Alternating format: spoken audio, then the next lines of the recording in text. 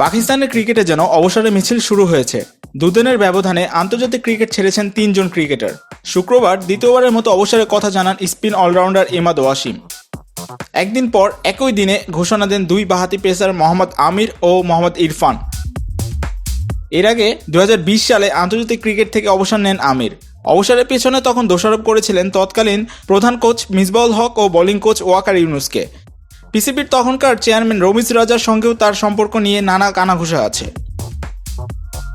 Double million offer Walton fridge কিনে পেতে পারেন ২০ লক্ষ টাকা, রয়েছে কোটি কোটি টাকার নিশ্চিত উপহার। চলতি বছরের টি-20 বিশ্বকাপ দিয়ে আবারও জাতীয় দলে ফেরেন আমির ও ইমাদ। এ দফায় পাকিস্তানের হয়ে টি-20 বিশ্বকাপে ৪ ম্যাচে আমির নেন ৭টি উইকেট, অন্যদিকে ইমাদ ওয়াসিম ৩ ম্যাচে নেন ৩টি উইকেট। যুক্তরাষ্ট্রের মতো দলের বিপক্ষে হেরে গ্রুপ পর্ব থেকেই বাদ পড়ে পাকিস্তান। এরপর আর নির্বাচকরা তাদের কাউকে ডাকেননি। শেষমেশ দুজনই দ্বিতীয়বারের মতো নিজেরা অবসর নিলেন।